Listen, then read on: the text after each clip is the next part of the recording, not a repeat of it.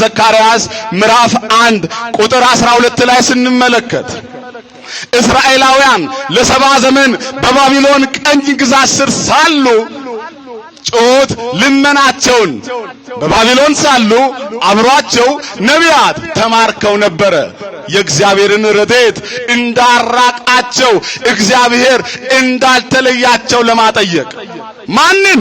እስራኤላውያንን።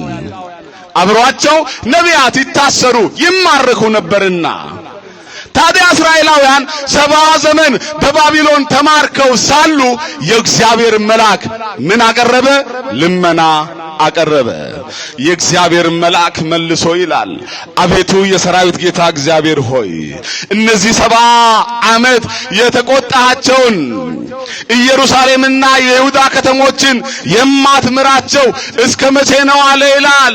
እግዚአብሔር ስለ መልአኩ ብሎ እግዚአብሔር ስለ ቅዱሱ ብሎ ስለ መረጠው መልአክ ስለ ቅዱስ ሚካኤል ብሎ ማንን ማረ? እስራኤላውያንን ማረ። ይቅር ብያቸዋለሁ ምሬያቸዋለሁ አለ። በማን ጸሎት? በማን ልመና ካልን በመልአኩ ጸሎት በመልአኩ ልመና። ዛሬ በቅዱስ ሚካኤል ስም ብንጸልይ እግዚአብሔር ይሰማናል አይሰማንም? በቅዱስ ሚካኤል ስም ብንዘክር እግዚአብሔር ይቀበለናል አይቀበለንም? ታዲያ ይህንን ገናና አምላክ አመስግኑት፣ እስቲ አመስግኑት።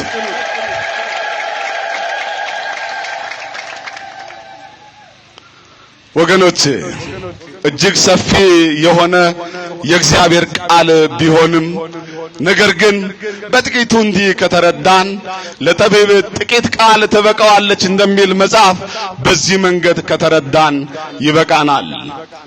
ለምን ዛሬ ቅዱስ ሚካኤል ባህር ከፍሎ እስራኤላውያንን ያሳለፋቸው ዕለት ነው ብለናል። በሰው ዘንድ የማይቻል በእግዚአብሔር ዘንድ ይቻላል።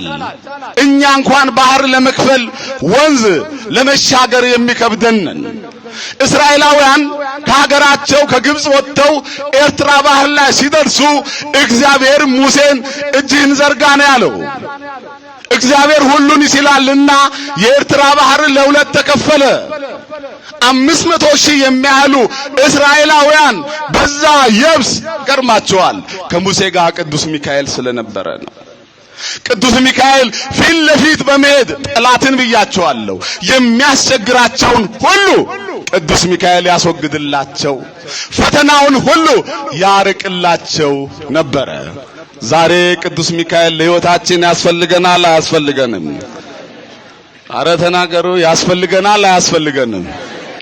ልጅ ያጣ ሰው ቅዱስ ሚካኤልን ቢለምን ልጅ ያገኛል አያገኝም?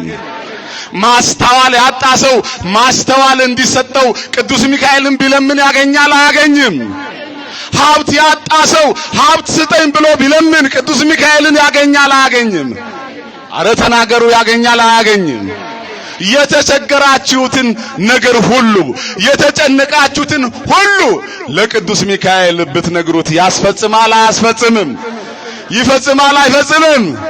ታላ ይህንን ገናና መልአክ እስቲ አመስግኑት ወገኖቼ።